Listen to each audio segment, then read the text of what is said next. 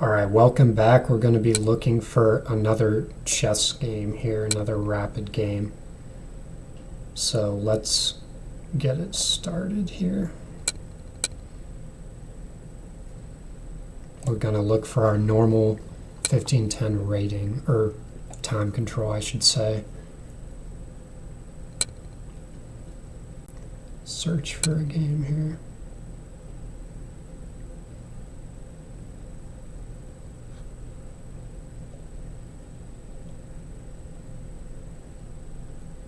Alright, good. So we're against the 1700 and playing white. So let's go with our usual king's pawn opening. And we're playing against the Sicilian as white.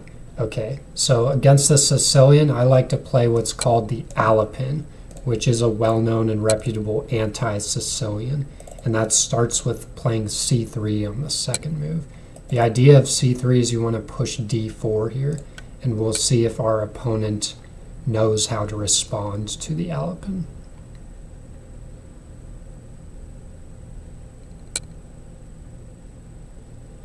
So they're taking their time on the second move. We have a6 on the second move. So I don't think our opponent exactly maybe doesn't know the theory of what I'm doing here. So we're going to push d4 and go ahead with our idea. Trying to get this big center is kind of the whole point of why we pushed c3 on the second move. All right, and we build the big center here. And this, it depends on what our opponent is going to do now, but he may already be in quite a bit of trouble here because of his second move, a6. So we have d5. I am actually going probably to take d5, and the reason is this is kind of like a messed up Scandinavian for black here. I'm not opposed to the idea of pushing e5 and like converting it to a French structure, but I don't think this like move order even deserves that level of like respect. I think you can just like push knight to c3, jump the knight to c3, and then maybe even push d5 after the queen moves away. Just like trying to exert total domination of the center here. So I'm going to take, in short. Queen takes is probably expected. We could also face maybe knight f6, kind of temporarily gambiting his pawn. So I think knight c3 is definitely the most natural follow-up we have here. And then notice we're kind of playing with an isolated queen's pawn. Our queen pawn does not have the king pawn or the c pawn to support it any longer. So that may dictate how we play the rest of the game. So I think d5 right now is a little bit premature because black can then push e6, trying to make us trade away, and we would also maybe be forced into a queen trade or just like an activation of black's pieces here if we trade, and then black goes back here. I don't think it's terrible. Maybe it could be like reinforced, but I like the more simple approach probably to this position, just developing our pieces first. Let's develop the knight first, and then going for a castle here. So I think that is probably the simpler way to play this position. I think the pawn push d5 is kind of unnecessarily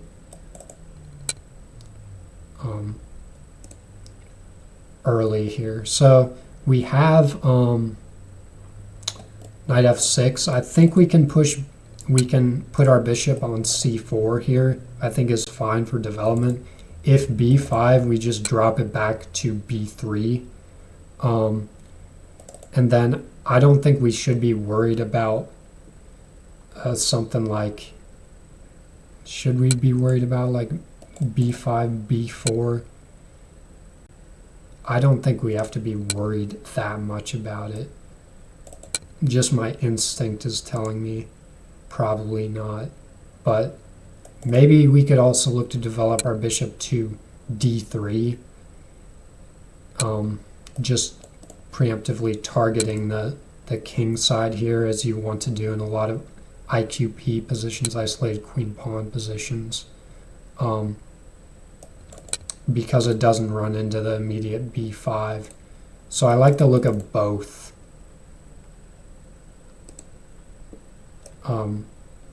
And also I like the look of d3 because e6 could, I guess, permanently blunt, not permanently, but it could immediately blunt diagonal for bishop c4. So bishop d3 is probably fine. There's probably not much wrong with playing d3. Notice we're not hanging the pawn, although we are removing the defense of the queen for the pawn. And then we're just preparing to castle here, playing it simple. I don't think we have to look to immediately punish Black's lag in development here. I think this is something that we can wait like long term in order to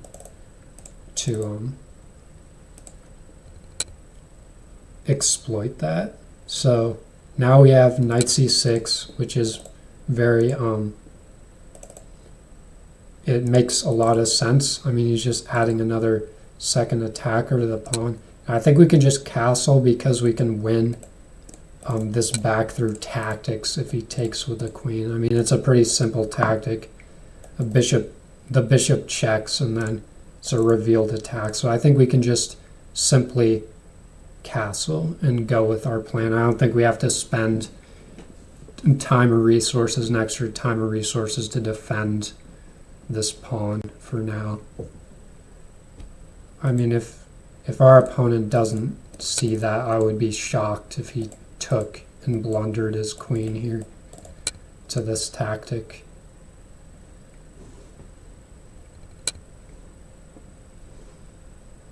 And then after we can always add the defense of the queen simply by dropping our bishop back to c2. If we want to remain on this diagonal, is a way we could do that if we did not want to play, if we did not, for instance, want to develop our bishop to e3 here, and I wanted like a more active square like g5, I can simply drop my bishop back to c2 and add the defense of the queen. All right, we have bishop to g4, pinning the knight here. Interesting thing to note is that if we had our bishop on c4, that this tactic might work because it threatens mate. But let's not, I don't think it would still, but let's not get ahead of ourselves here. Let's deal with the situation we have at hand. So I think he's trying to threaten winning this pawn here through the pin of this bishop. I think we can play h3 here would be a decent way to deal with that. H3 takes, and then if we have knight takes, we take this pawn in the corner and it gets really tactical and concrete after that. So let's calculate. Takes, takes, takes, takes. It doesn't have any useful checks.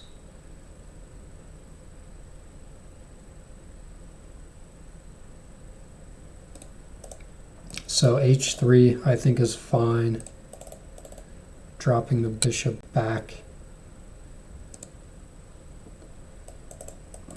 We could also maybe even play queen b3. But this is like really getting into it here. So queen b3, takes, takes, takes, takes. But then he doesn't have the check because it's guarded.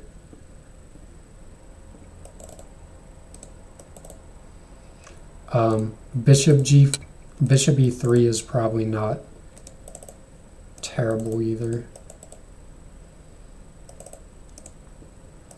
Although it would kind of cede this positional threat. Queen b3 is probably our most active bet.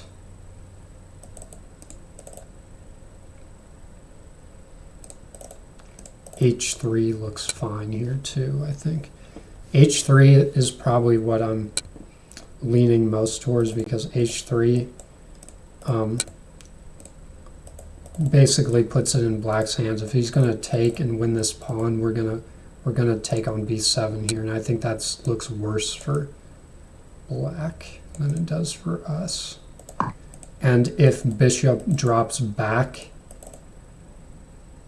we could even think about playing g4. I mean, probably not. Probably g4 is kind of, he could maybe even sacrifice. Probably not that prudent, but now this puts basically the question in black's hands here. So I think now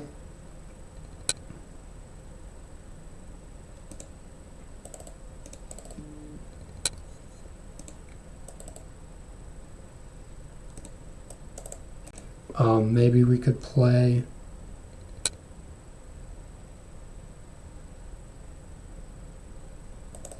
could maybe even play bishop to e2, but I don't like the fact that we developed it and are dropping it back for black here, because takes, and then we're threatening this.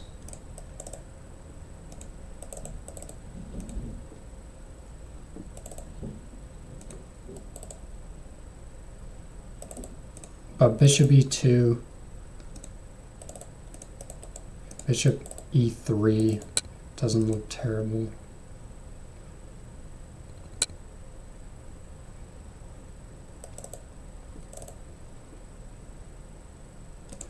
Maybe let's see d5 takes. d5 takes. That's something interesting I didn't notice before.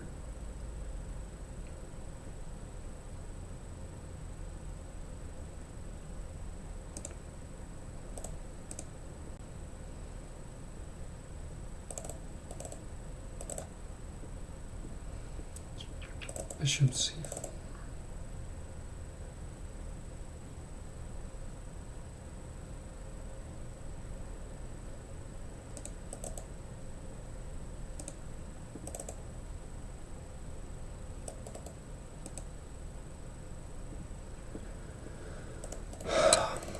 D5 kind of feels like it's got some merit to it.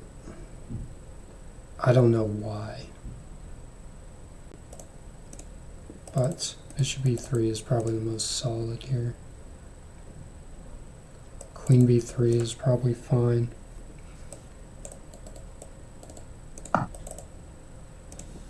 I mean, at this point, I'm kind of wishing my bishop was developed to c4 here.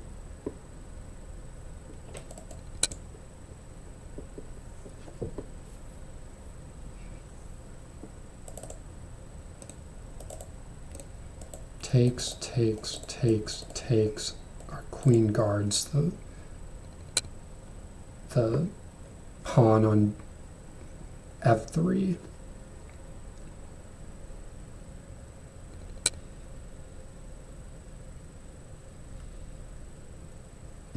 And after, let's say, rook.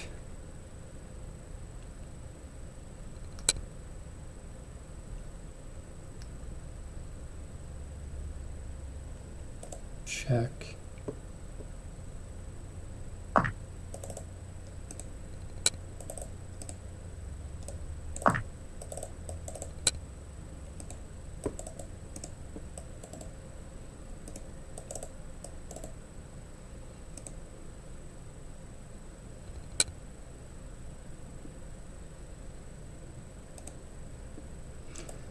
And I think the deciding maybe evaluation for why this might be slightly better for white here is because, yeah, our king is not like that great over here in the corner, not that safe, but black's king on the other hand is still in the center here, and we're opening up the center, and we're taking away all his queenside pawns basically.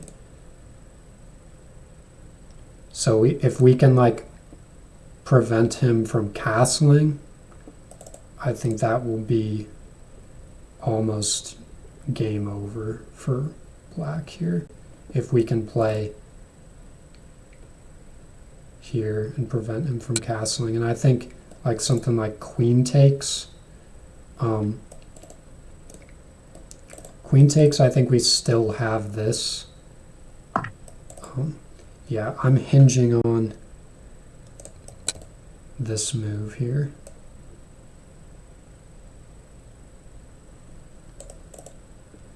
Because if rook here,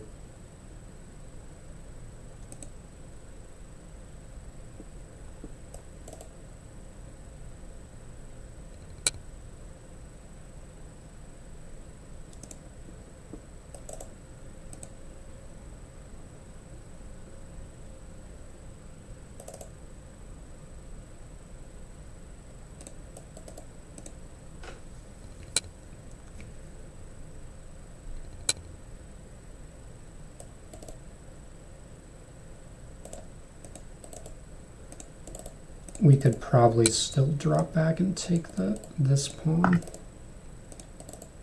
Guard the bishop. And play, yeah.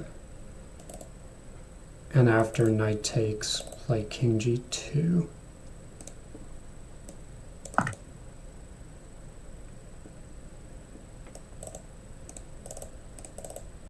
Because my development is now slightly better because of black's, my queen side is going to get out before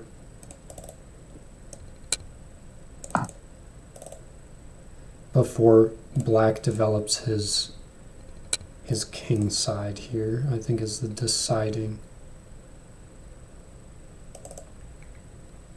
I think maybe rook d1 might be our next move before we even get the bishop out, because we have this threat of then bishop to b5 check.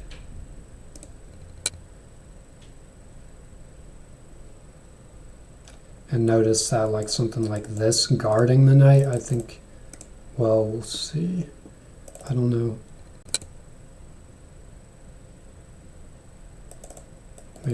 Maybe we would play bishop. No, because it's guarded twice. I'd have to think about, no, what am I saying? He cannot guard the knight here because of our knight taking on d5. But he has to, I think he's obligated basically to move his knight. Rook d1 now is a threat after something like this, because he's getting a rook in with tempo. Then his queen has to move, let's say. We drop our queen back, keep them on the board. Let's see.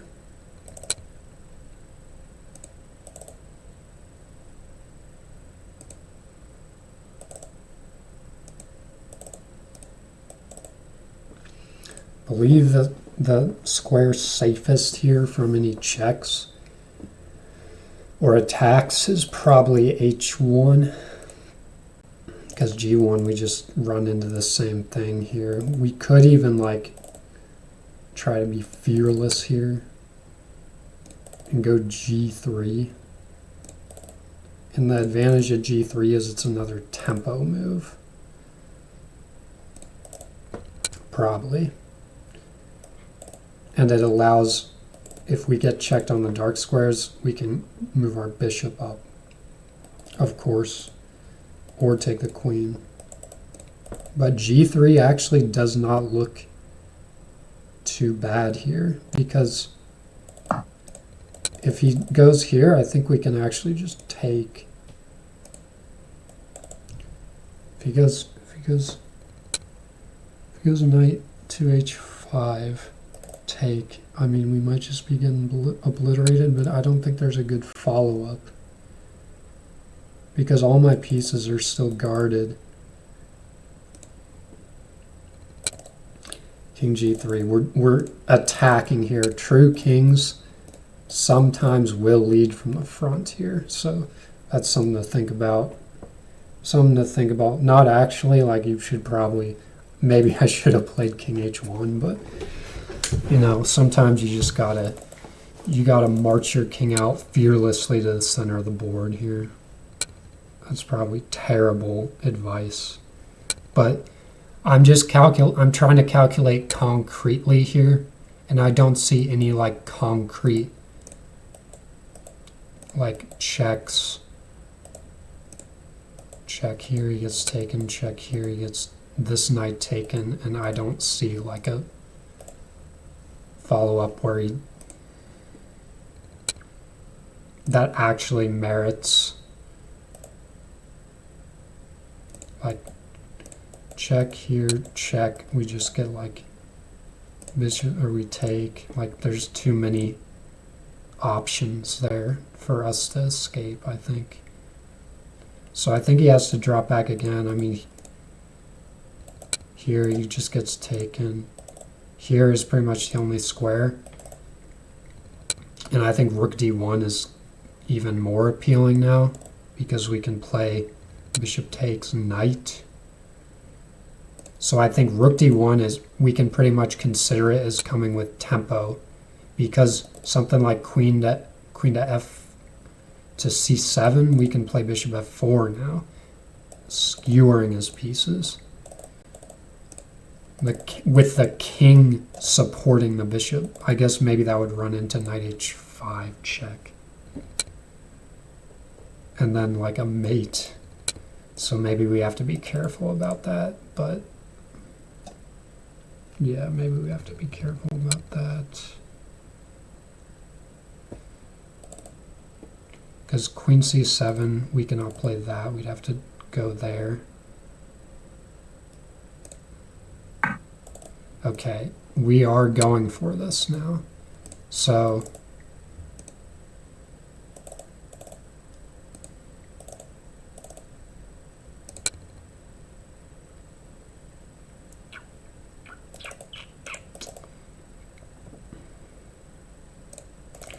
let's see. I might actually takes. Something I didn't consider was rook b4 check, but I think we can play here. I think there's this move. But this is probably a way that, like,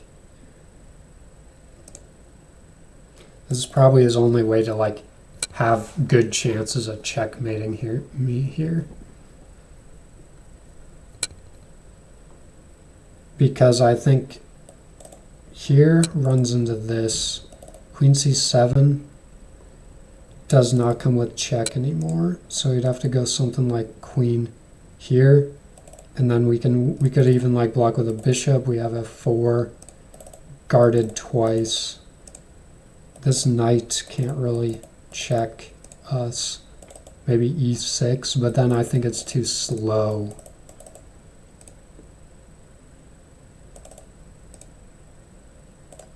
Not to mention, like, I am threatening to take his other knight with my king here. That's probably not a good idea, by the way, but it is, like, a possibility, I guess I should say.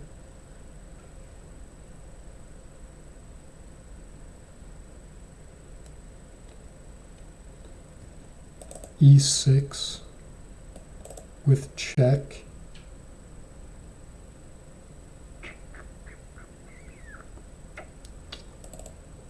e6 with check is another move I didn't see. I don't think I can play bishop f4. I don't think I can take the king, or I don't think I can take the knight because of g3. But I might be able to take the knight and escape.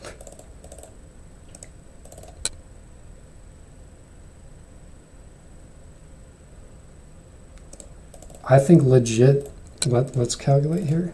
Here, g3.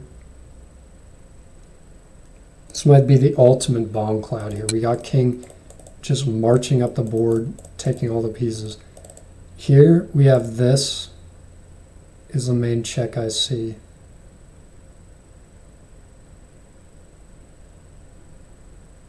Because he can't give checks here or here. So, and I think we can just simply return to like the square. And he's not, yeah, I think we can actually just, because I think these pieces just like guard, shield us somehow. Like by some freak miracle, they shield us. And we just go like, after g3, we just like return to the king, like the Lord of the Rings movie or something, is the theme of this game. It's like just, no, we can't march forward, so now we return like back home. I think that's forced, unless we want to sack our bishop. But yeah, return of the king here. And now I think it's our turn to start the attack since we have more material. Probably supported even by our king here. We can use our king basically at this point as an attacking piece. Not actually, but like maybe.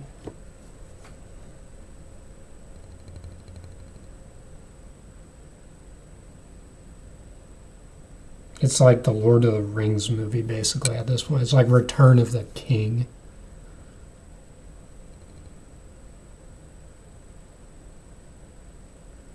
This has been like one of the most interesting first 20 moves of chess probably I've seen.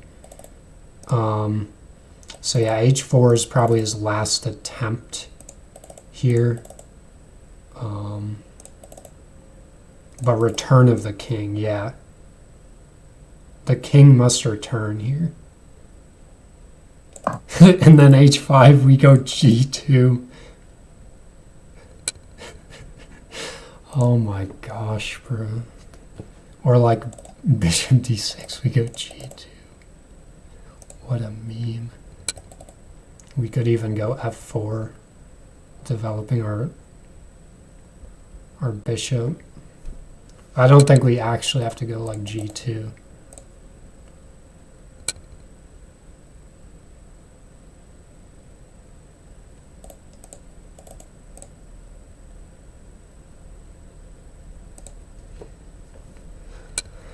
Yeah, I mean, I think the knight sacrifices were probably reasonable, but if you calculate it out, I don't think there was like a mating net that our opponent could have set up here. So is there like danger to playing bishop f4? I mean, we could just play like f4, but then he has like queen here. He might have queen there after bishop h4. So I think we might actually have to go g2 because bishop to f4 here unironically runs into queen to g5 check because the bishop is pinned here. So I think we go g2. Of course, bishop queen g5 now just blunders the queen in one move, so he can't play queen g5 now, fortunately for us. So this is unironically, like, I think it's a return of the king here. And now we might have to play this like a blitz game, up 6 points of material, because time is getting a little bit low here. But, yeah.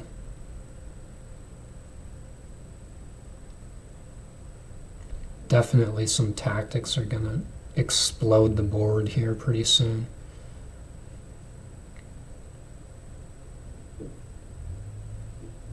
He can castle.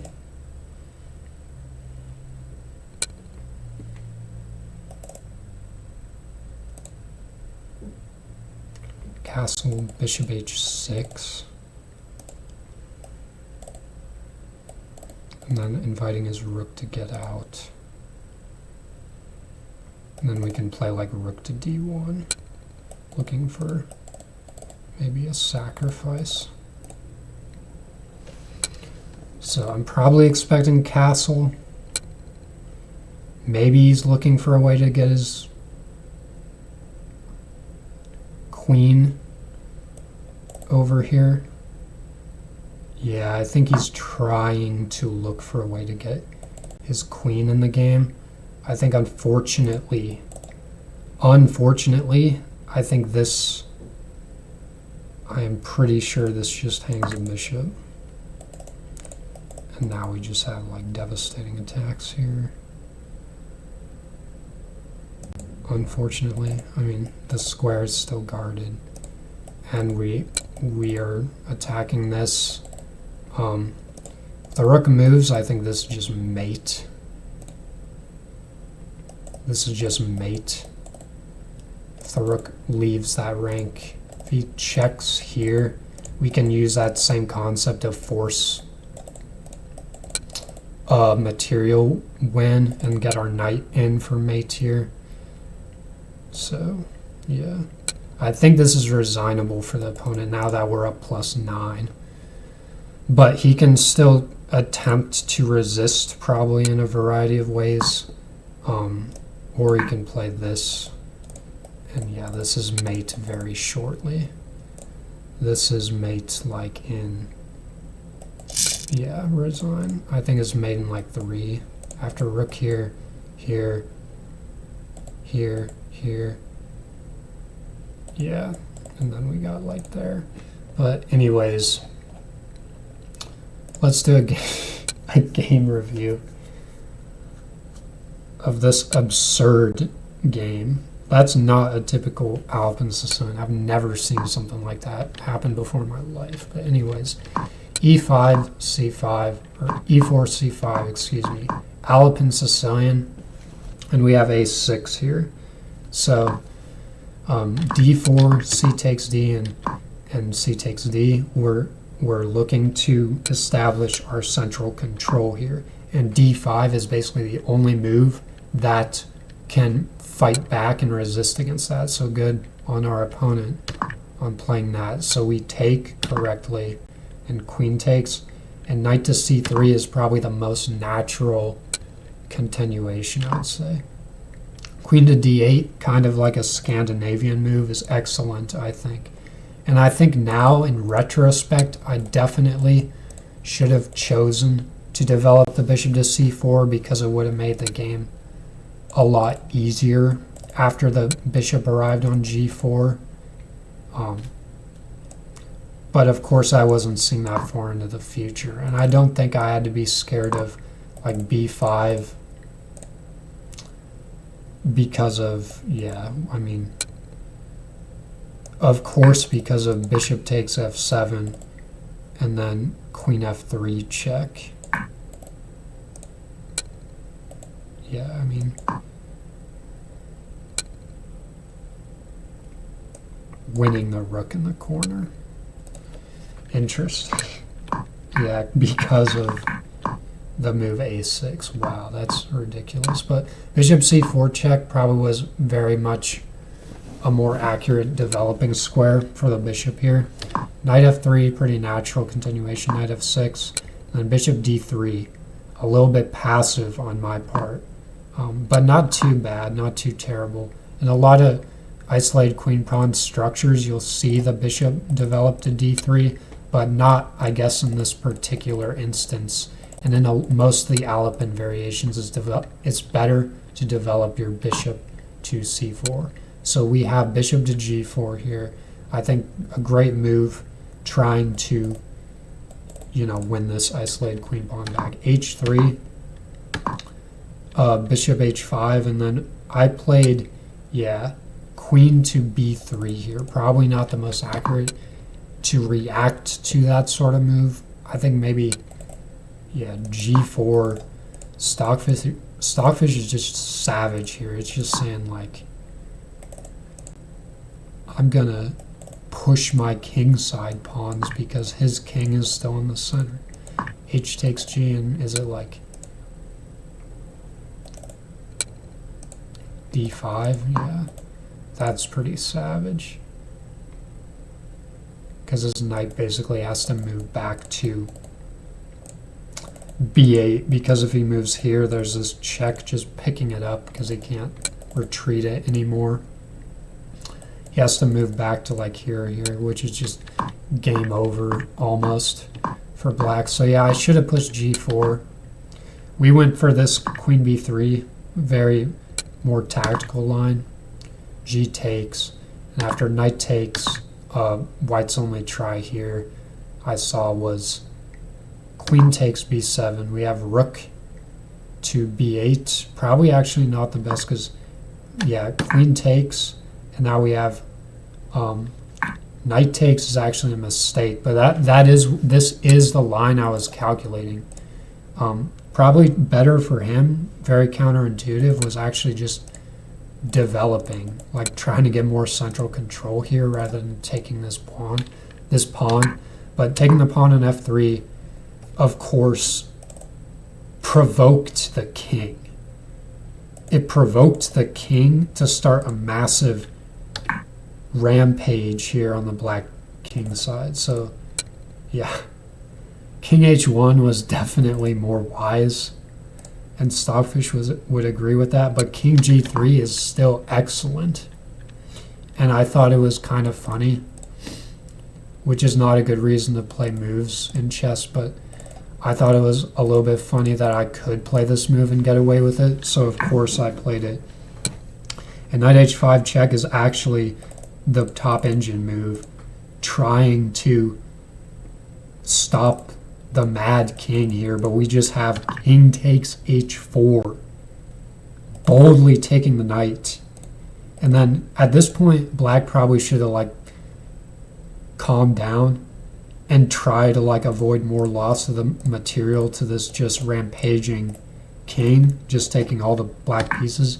But we have e6 check, inviting the king to take another piece. So I mean, I took another piece.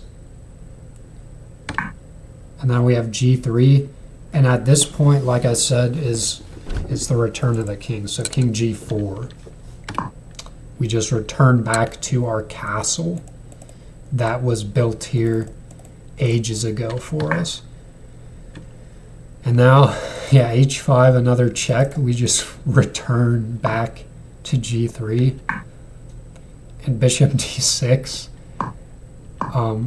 I saw that after f5, I was like calculating, definitely not bishop f4 because we have queen g5 and it's just game over for white. But king to g2 is the best here. Actually, like returning the king to the exact square it was developed almost.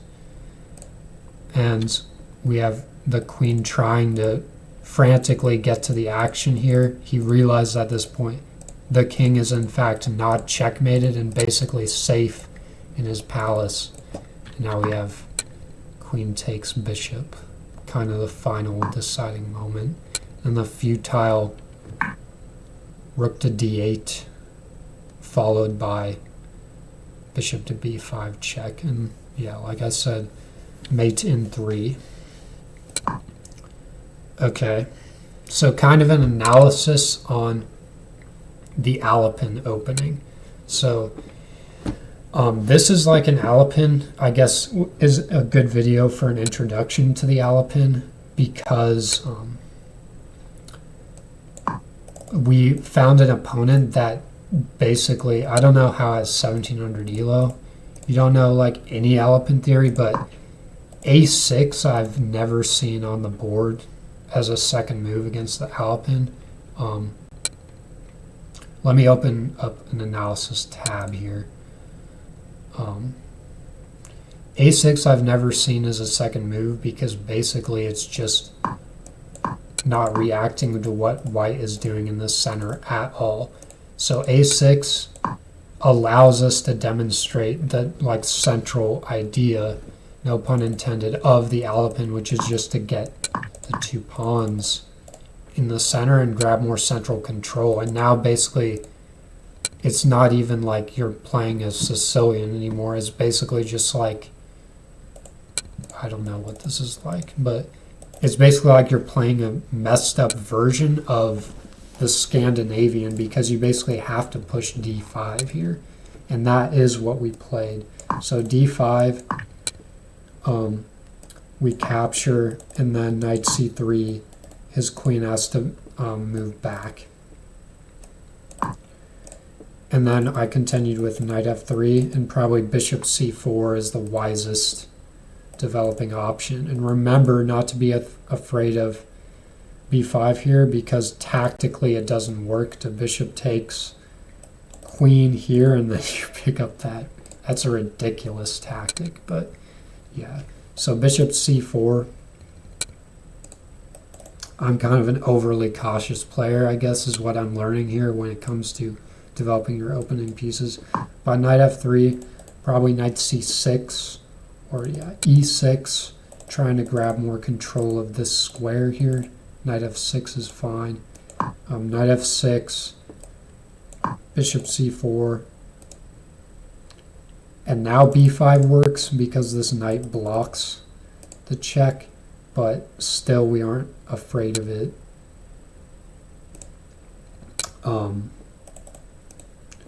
Because we can just castle here.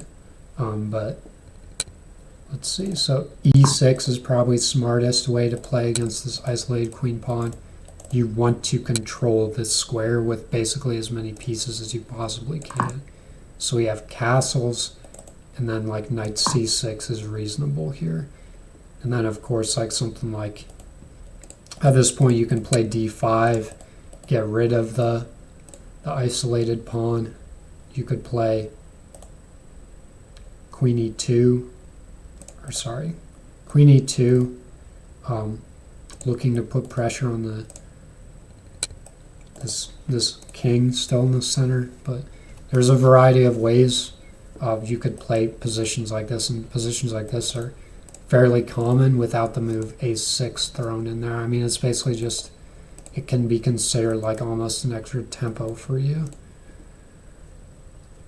Almost, not quite, because it does prepare b5 here. But yeah, what this reminds me of, this variation, is that there's a variation in the Alapin where white develops knight c6, d4, and you get this kind of central control immediately right off the bat without black pushing a6 here. They have their knight on c6 instead.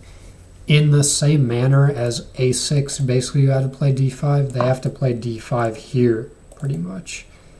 And this goes into a really fun line where you have to defend this pawn because it's attacked twice. They can pin here, pin the knight, trying to win this pawn, but we counterattack here. And this leads to like a lot of fun lines, but it can also lead to an opening trap where black basically, this is one of the mistakes here, but black can let go, let's say, bishop to h5. We actually provoke the knight here to come down and fork our rook, because after bishop to f4 here, it looks like, oh, we're just trying to get our knight out here. That's what the goal is. So black happily scoops up our rook and runs face first into bishop b5 check here.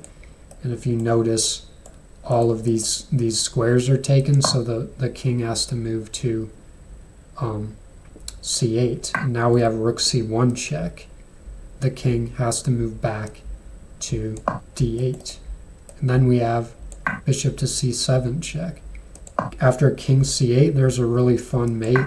After the sacrifice of the knight, the king has to move back, and the bishop cements in the mating net here. Because after rook to c8 check, which is unstoppable, I mean, black can throw in a move like this, but otherwise it's basically unstoppable. It will be checkmate. So that's just like a really fun line I decided to show. It kind of reminds me of it because of the bishop pin and the isolated queen pawn there after we grab the center and have to exchange on d5. But I hope you enjoyed that video. That was definitely a really entertaining game for me, and hope to see you in the next one.